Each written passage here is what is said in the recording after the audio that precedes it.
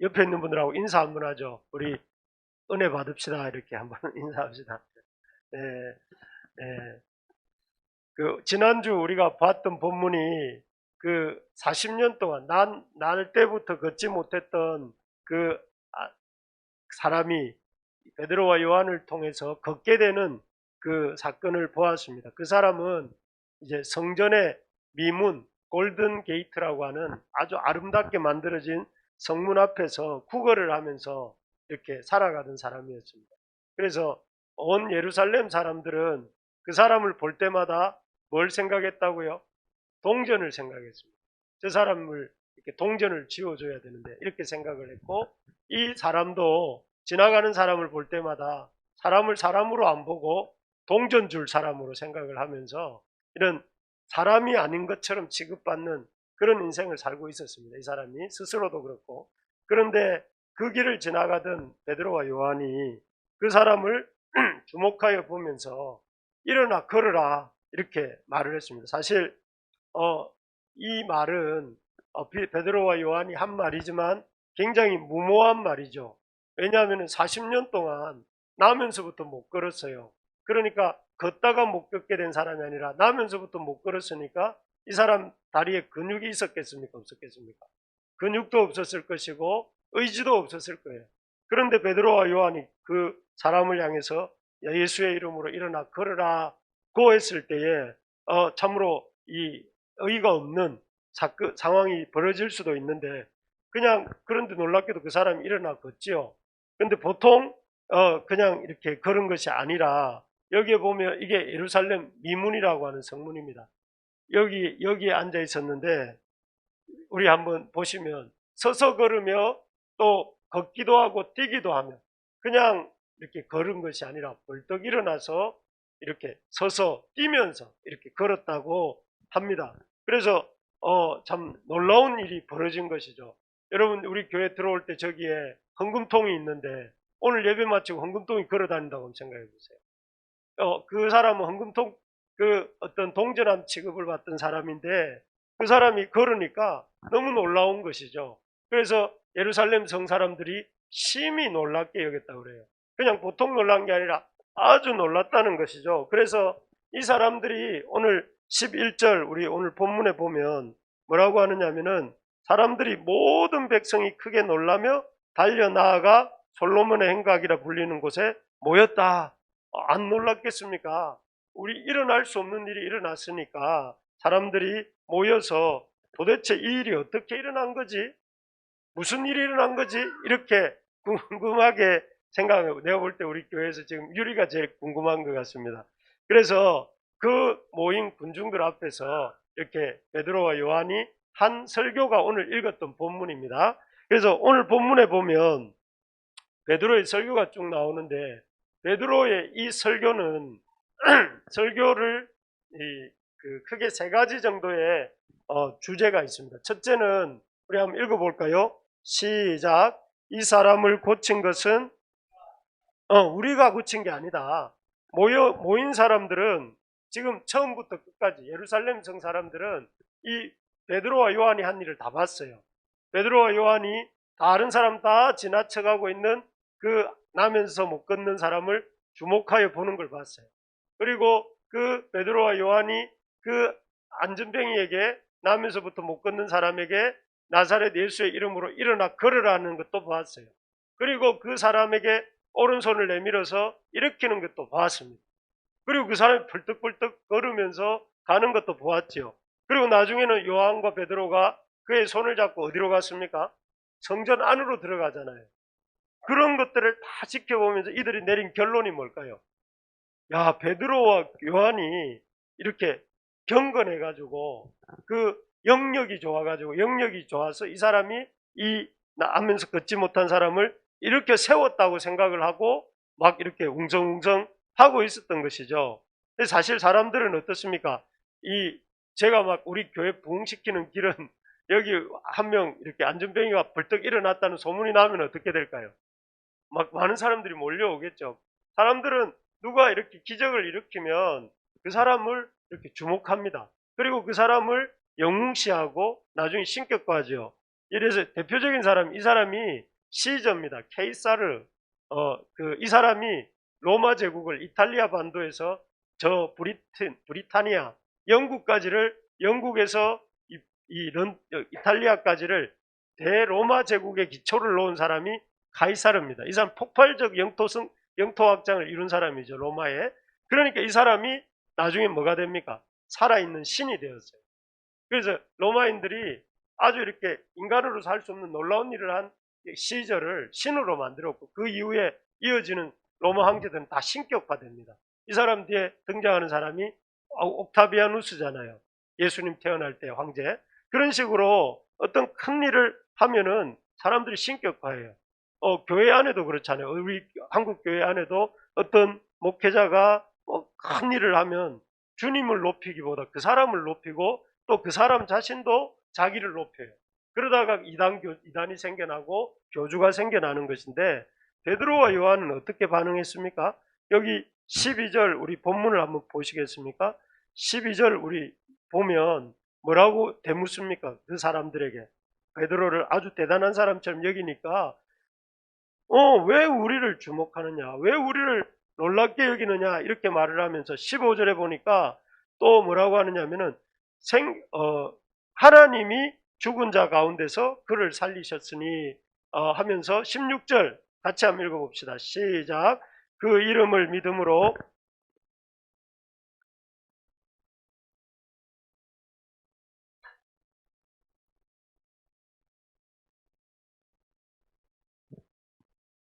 누가 이 사람을 고쳤다고 말합니까?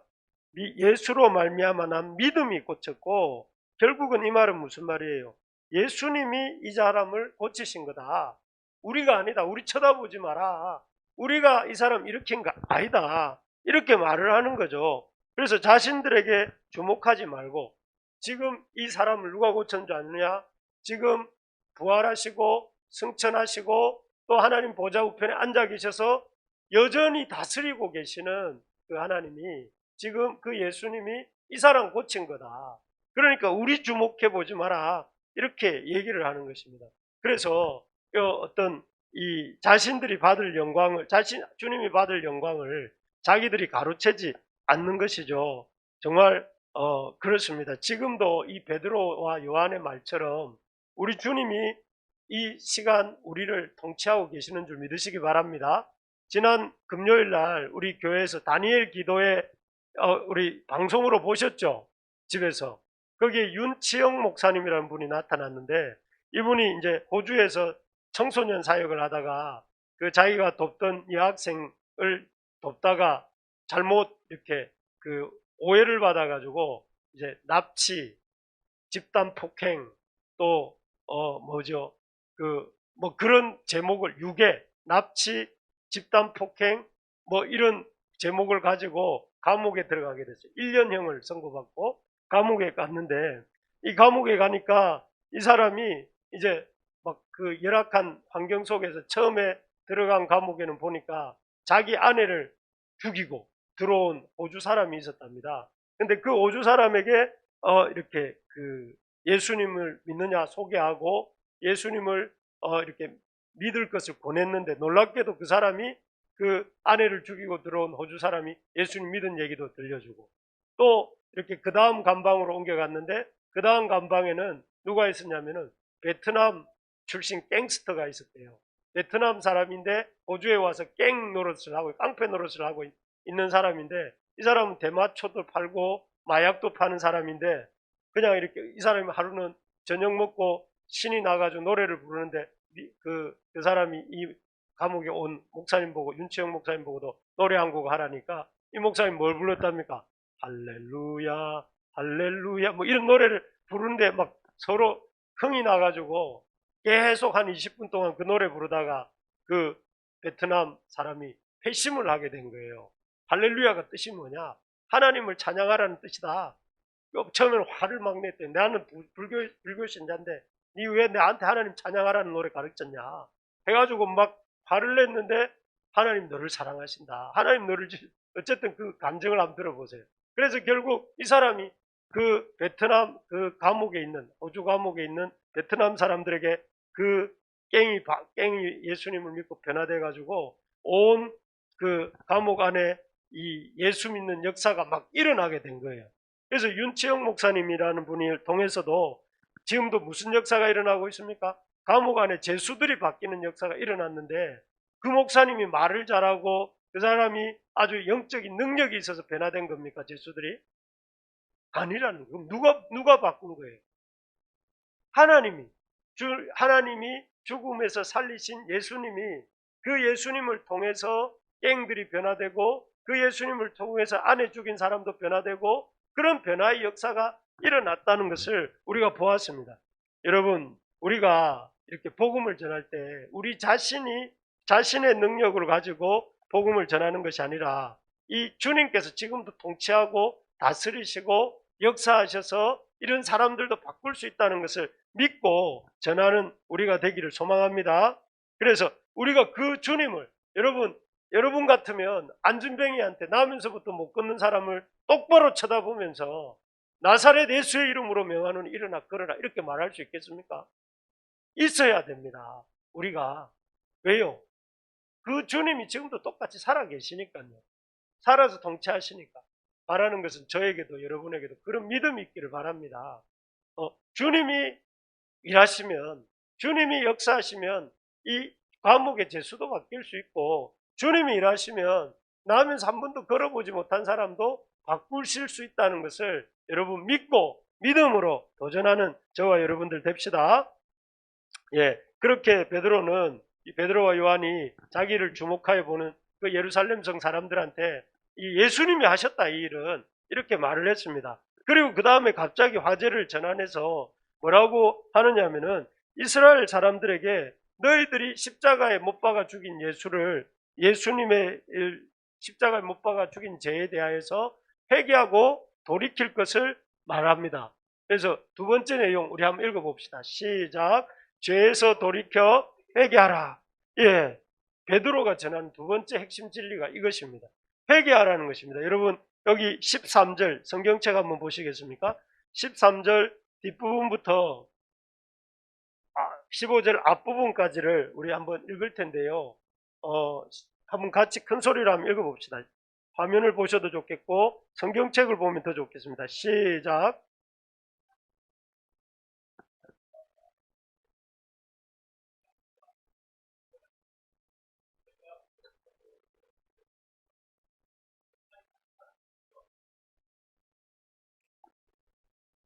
예, 갑자기 너희가 빌라도가 놓아주려고 했던 예수님을 십자가에 못 박아 죽였는데 그 죄를 회개하라, 이렇게 얘기를 합니다.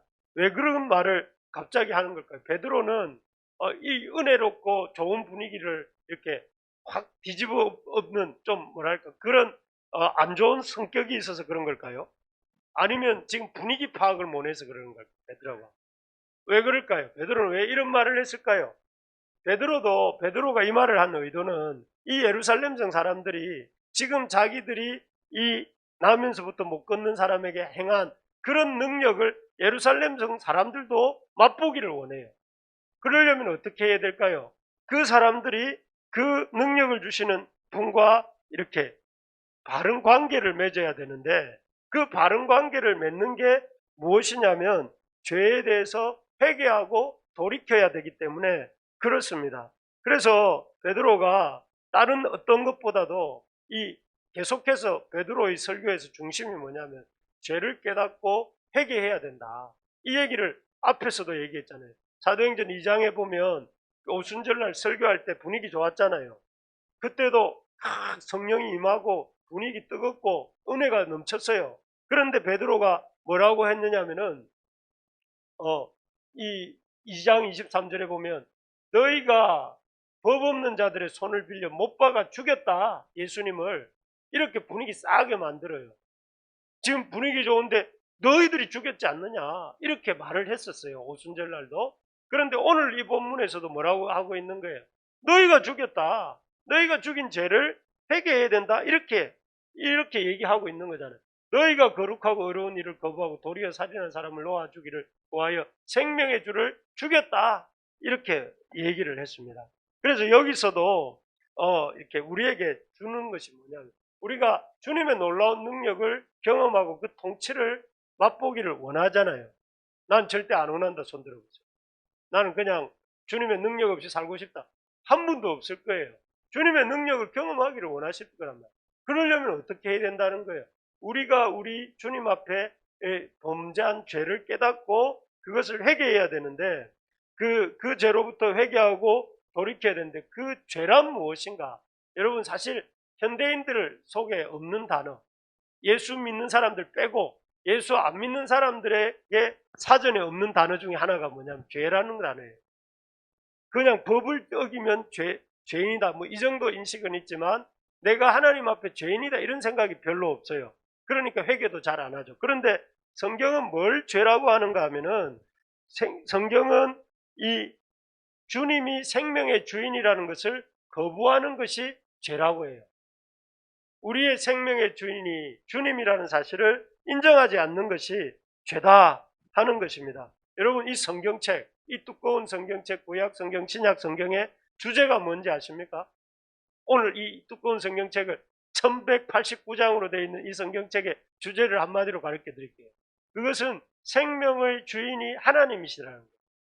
우리 생명을 주신 분이 누구냐? 하나님이라는 거예요. 우리 어머니 아버지가 주신 게 아니고 우리 하나님이 우리에게 생명을 주셨다는 거예요. 물론 우리 어머니 아버지를 사용하셨지만 근본적으로 그 생명을 주신 분은 우리 하나님이라는 것입니다. 그런데 이걸 사람들이 인정하기 싫어해요. 누구 때부터 이걸 인정하기 싫어했습니까? 아담 때부터. 아담 때부터 자기가 피조물이라는 사실을 망각하고 자기가 마치 하나님 같은 사람인 존재인 것처럼 착각을 하고 하나님 말씀 안 듣잖아요. 그래서 아담 때부터 불순종하고 그러면서 그 아담 후손들인 우리들 모두가 은근히 뭘 착각하고 있냐면 내 생명의 주인은 내다. 내 인생은 내 것이다. 이렇게 생각을 한단 말이에요. 그런데 하나님이 그런 고약한 그 아담을 보시고 생명을 주셨는데 감사하지는 않고 하나님 말씀 불순종하니까 얼마나 이게 고약합니까? 그런 아담을 벌을 주신 게 아니고 어떻게 했어요? 아담과 아담의 후손들에게 계속해서 사람을 보냈어요. 그 이름이 뭡니까? 선지자들이에요. 선지자들. 대표적인 선지자 여기 쭉 얘기하잖아요. 모세가 나옵니다. 오늘 읽었던 본문에 보면 모세도 보내시고 또 아브라함도 보내시고 사무엘도 보내시고 우리가 잘 아는 이사야나 예레미야 같은 선지자들을 계속 보내시면서 그들이 했던 말이 뭡니까? 요지가 이겁니다. 하나님이 생명을 주셨다. 하나님이 너희들 주인이다. 이 얘기를 했는데 그래 너무 못 알아들어요. 그러니까 하나님 너무 답답하니까 우리가 막 이렇게 말로 하다가 카톡으로 하다가 답답하면 어떻게 합니까? 전화하잖아요. 전화하다가 답답하면 어떻게 합니까? 찾아가죠. 그거하고 똑같아요. 주님께서 선지자들을 통해 말씀하셨어요. 그래도 못 알아듣잖아요. 그러니까 주님이 직접 오십니다. 그게 뭐죠? 예수님이 하나님의 몸을 입고 이 땅에 오신 사람의 몸을 입고 이 땅에 오신 것이죠. 오셔서 예수님 못 알아들을 수 없도록 요한복음 14장 6절이 뭔지 아시는 사람? 요한복음 14장 6절 I am the way, the truth, the life 이렇게 말씀하셨어요. 내가 누구라고요? 생명이다. 너희가 생명이 아니고 I am the life. 내가 생명이다. 이렇게 말씀하셨어요. 우리 생명의 주인이 누구냐? 내가 생명의 주인이다. 이렇게 말씀하시고 그리고 요한복음 3장 16절에서 뭐라고 하셨어요? 나를 믿는 자는 멸망치 않고 영생을 얻게 하신다. 영생을 누가 주신다고요? 하나님이 주신다는 거죠. 그래서 결국은 누구도 예수님 하나님이 생명의 주인이라는 사실을 이렇게 못 깨달을 수 없도록 깨달을 수밖에 없도록 이렇게 하신 것이죠. 그런데 그런 예수님을 이 정도 하면 어떻게 되겠습니까? 선지자들 보내시고 또 본인이 직접 오셔서 말씀하시고 그러면은 보통 사람이라면 어떻게 해야 돼요? 깨달아야 되잖아. 우리가 죄인이구나. 우리 생명의 주인은 주님이시구나. 이렇게 생각을 해야 되는데 사람들의 반응이 이랬다는 거예요. 거부하고 죽이는 거예요. 이게 죄입니다. 죄는 뭐냐면은 하나님 말씀 듣기 싫어하는 거죠. 그리고 하나님을 자꾸 말하면 하나님 죽여버려요. 하나님을 죽일 수는 없죠. 하나님을 죽일 수는 없지만 어쨌든 하나님을 안 믿어버리고 누가 이렇게 그 어떤 하나님에 대한 얘기를 전해주면 그냥 꺼버려요. 그 사람과 관계를 끊어버려요. 그러는 것이죠. 그래서 여러분 스스로도 느끼잖아요. 우리가 얼마나 말씀 듣기 싫어합니까? 여러분, 아침에 큐티 하고 싶습니까? 안 하고 하루 쉬고 싶습니까? 쉬고 싶을 때가 더 많죠. 여러분, 기도하고 싶습니까? 기도하기 싫습니까? 하기 싫을 때가 더 많죠. 그리고 막 이렇게 주일날 설교 듣는 거 짧으면 좋습니까? 길면 좋습니까? 짧을수록 은혜가 된다고 말하잖아요. 그 왜 그렇습니까? 말씀 듣는 거 별로 싫어하잖아요. 그리고 하나님 말씀을 이렇게 이 모임과 예를 들어서 맛있는 식사 교제 모임이 있고 성경 공부 모임이 있으면 여러분 어디를 가고 싶습니까? 먹는 데 가고 싶잖아요. 솔직하게 그렇지 않습니까? 왜 그래요? 우리 마음 깊은 곳에는 이 죄성이 있어요. 뭐냐 하면은 하나님을 인정하고 싶어 하지 않는다. 우리 한번 따라해 봅시다. 나는 하나님 말씀 듣기를 싫어하는 죄인입니다. 여러분, 우리 죄인입니다.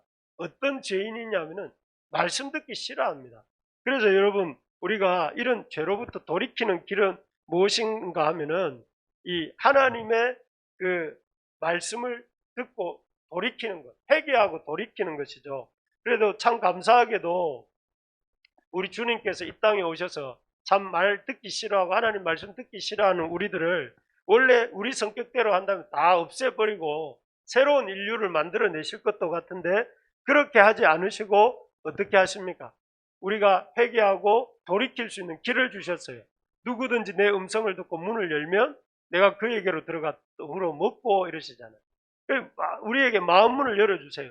그래서 사도행전 2장 38절에 보면 2장 38절 한 장 넘기셔서 성경 앞으로 한 장 넘기셔서 2장 38절 한번 읽어볼까요? 사도행전 2장 38절. 자, 시작. 베드로가 이르되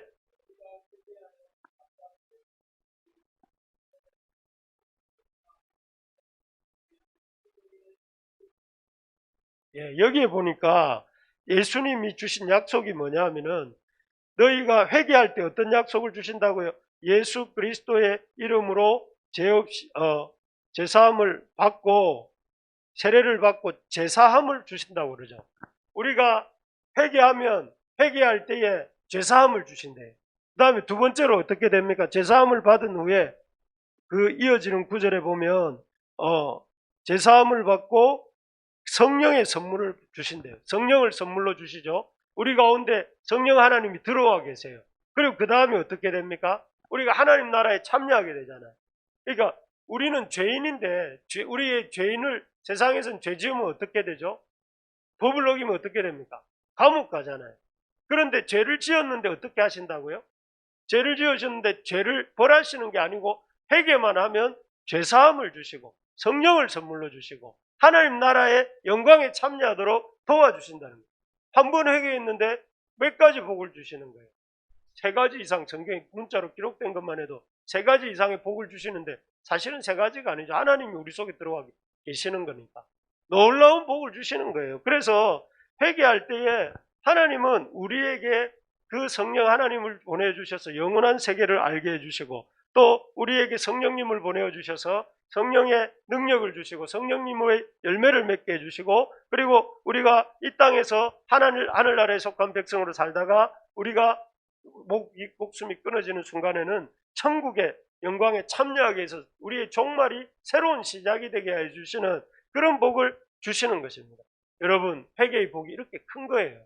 회개는 해도 되고 안 해도 되는 게 아니고 회개하는 죄인에게 하나님께서는 죄사함의 은혜를 주십니다. 그래서 여러분, 주일날 우리가 예배 순서 중에 죄 고백하는 시간이 있습니까? 없습니까? 십계명 읽고 우리 죄 고백하면서 기도하고 제가 사죄 선언을 하잖아요. 죄사함의 선언을 제가 뭐 잘나서 하겠습니까? 제가 하는 게 아니고 하나님의 약속인 것이죠. 방금 읽었잖아요. 너희가 너희 죄를 자백하면 저는 미쁘시고 의로우사 너희를 모든 불의에서 깨끗하게 하신다고 했고 사도행전 2장 38절에 나오는 것처럼 죄를 고백하면 죄사함을 주신다 했잖아요. 그래서 우리가 순서에 넣은 거예요. 그래서 여러분, 이 정말 지혜로운 사람은 그 잘못을 깨닫고 그 잘못 때문에 나와서 날마다 이렇게 이 주일마다 와서 재고백하고 하나님 앞에 용서를 구할 때 여러분들의 죄를 깨끗하게 사해 주시는 줄 믿습니다. 그래서 여러분 한번 따라해요. 회개는 날마다 하는 것이다. 회개는요, 예수 믿을 때 처음 하고 끝나는 게 아니고 날마다, 전에 말씀드렸잖아요. 회개는 뭐라고요? 전생에 걸쳐서, 일생에 걸쳐서 계속적으로 우리가 하는 게 회개라고 했잖아요. 회심이라고 했잖아요. 그러죠? 그러니까 여러분 주일날 나와서 또 날마다 말씀 들으면서 마치 이렇게 고인물처럼 살지 마시고 이 졸졸졸졸 흘러가는 냇물처럼 우리 주님 앞에 나와서 가만히 있지 말고 주님 앞에 나와서 죄를 고백하고 주님이 주시는 죄사함을 경험하고 그 죄사함을 통해서 이 심령의 새로운 은혜를 받고 여기 와서 죄를 고백해 놓고 또 집에 돌아갈 때 그 죄 보따리 끌어안고 가지 마시고 죄를 고백했으면 주님 사해 주셨구나 이렇게 믿고 그 믿음 가지고 가시라는 거예요. 왜? 주님이 약속하셨습니다. 그렇게 될 때에 이게 우리에게 주시는 복입니다. 그래서 죄에서 돌이켜 회개하라 하는 것이 두 번째 메시지라면 우리 세 번째 한번 읽어보겠습니다. 시작. 주님께서 주님이 어떻게 하신다고요?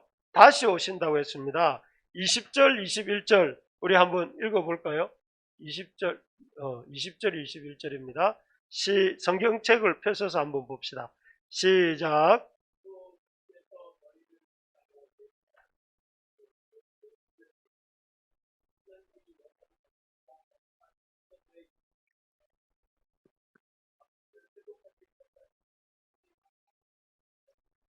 이 말씀 정말 놀라운 말씀입니다. 왜 그럴까요?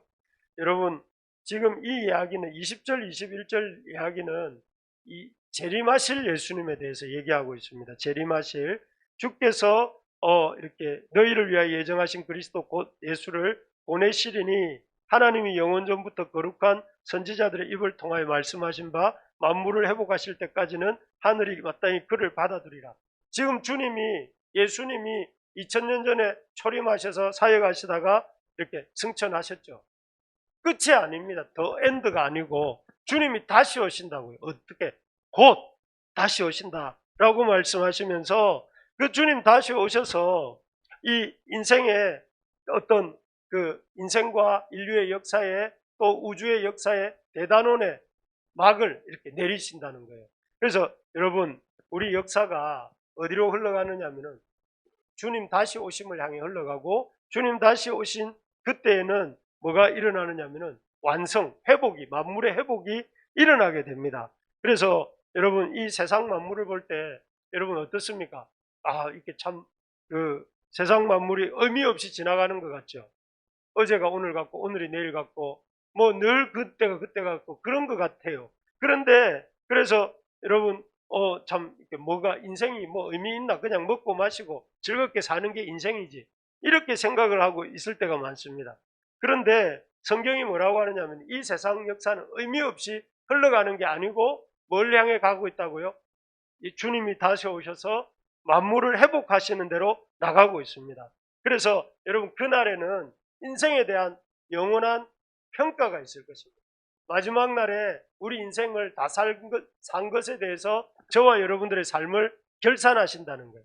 결산을 하실 때에 여러분 그때에 우리가 참 믿지 않고 주님 끝까지 믿지 않고 버틴 사람들에 대해서 어떻게 말씀하시느냐 하면은 여기 25절에 보면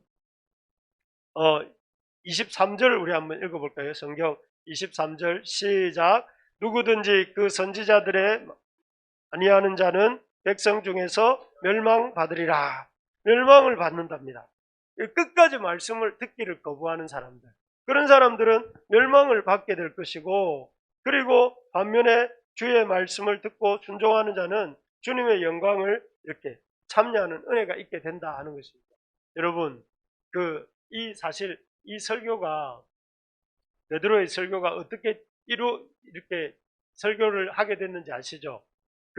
나면서 못 걷게 되었던 사람이 걷게 되면서 이렇게 걷게 됐으니까 제일 먼저 뭘 하고 싶었을까요? 축구를 하고 싶었겠죠. 너무 신나잖아요. 다리를 움직일 수 있어요. 아니면 뭐 등산을 하고 싶을 수도 있고.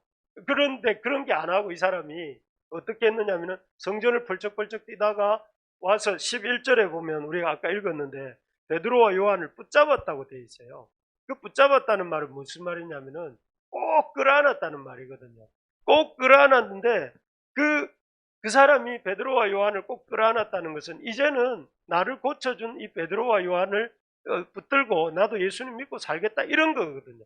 그런 것처럼 우리가 이제는 이 말씀을 붙들고 우리 주님 다시 오신다는 소식을 듣고 그 말씀을 붙잡고 그렇게 이렇게 살아야 됩니다. 그래서 여러분 이 소식을 붙잡고 우리가 딱 있을 때에 주님 다시 오신다는 소식 생각해 볼 때 여러분 마음속에 제일 먼저 떠오르는 게 뭡니까? 여러분 저는 우리 형제들이 떠오릅니다. 우리 형제들이 예수님을 아직 믿지 않는 저의 형제들이 떠오르고 또 그 다음에 우리 이웃들이 떠올라요. 아직 복음을 알지 못하는 사람들. 그래서 이 많은 사람들이 참 이렇게 인생을 열심히 사는데도 뭔가 허무하고 허전하고 또 이렇게 이 참 삶의 그런 어떤 너무 이렇게 허망한 것을 느끼면서 안타까워하는데 우리는 이 삶이 완성을 향해 나가고 있고 주님이 다시 오신다는 사실을 알잖아요. 그럼 우리가 어떻게 해야 될까요? 복음을 전해야 되겠죠. 근데 복음을 어떻게 전해야 되겠습니까? 이제는 말로는 안 돼요. 우리가 사는 시대는. 말로는 안 되고 그럼 뭘로 해야 될까요? 사랑의 실천을 통해서 전해야 돼요. 그냥 예수 믿으십시오 이렇게 말하지 말고 밥 한 그릇 먹읍시다 하고 밥을 한 그릇 대접하고 이거 좀 좋은 거 있는데 한번 써보십시오 이렇게 하고 그러면서 호의를 베풀어야 돼요. 호의를 베풀다 보면 사랑과 선행으로 섬김으로 우리가 복음을 전합시다. 우리 이웃들에게 우리 형제들에게 이렇게 베풀 수 있도록 여러분 우리가 노력합시다. 그렇게 될 때에 저 사람이 왜 나한테 저렇게 잘해주지? 이런 생각을 하게 되면서 저 사람이 믿는 예수님 어떤 분일까 궁금함이 생기고 또 그러다 보면 이 사람에게 참 우리의 마음을 그분들이 열게 되는 것입니다. 말씀을 맺겠습니다. 오늘 베드로의 설교를 통해서 우리가 살펴본 것은 내가 아니라 주님이 고치셨습니다. 그리고 지금 그 주님이 우리에게도 역사하시니까 우리도 그 주님 의지하고 이런 주님을 믿음으로 담대하게 주님의 이름을 선포하자 하는 것이었습니다. 두 번째로는 뭐라고 했습니까? 이 회개하고 돌이켜야 됩니다. 우리가 주님과의 이런 통치와 능력을 경험하려면 우리 자신이 이렇게 주님 앞에 죄인이라는 사실을 깨닫고 우리의 이 죄를 회개하고 주님 앞에 나아가야 된다는 것입니다. 그래서 날마다 매주 매일 주님 앞에 회개하는 삶을 살아야 된다. 회개는 한 번만 하는 게 아니다. 회개는 매일 해야 되는 것이고 매주 해야 되는 것이다. 잘못이 있으면 깨닫고 깨달았으면 고치고 그렇게 나아갈 때에 우리의 회개가 진정한 회개가 된다 하는 것이죠. 그리고 세 번째가 뭐라고 했습니까? 다시 오실 주님을 전합시다. 여러분 주님이 오실 때가 가까이 와 있습니다. 저는 대학교 1학년 때 예수님을 만났는데 지금 벌써 이렇게 35년이 지났더라고요. 그런데 이런 생각을 한 번 더 하면은 앞으로 35년이 더 지나면 90살이 될 것 같은데 순식간에 또 그때가 올 것 같아요. 그렇다면은 우리의 인생이 얼마나 빨리 지나갑니까? 그렇다면 우리 주님 다시 오실 전까지 우리가 해야 될 일이 뭘까요? 복음을 전해야 됩니다. 한 명이라도 더 살려야 되지 않겠습니까? 한 명이라도 지옥 가지 않도록 우리가 도와야 되지 않겠습니까? 그런 일을 저도 하고 여러분도 하면 좋겠습니다.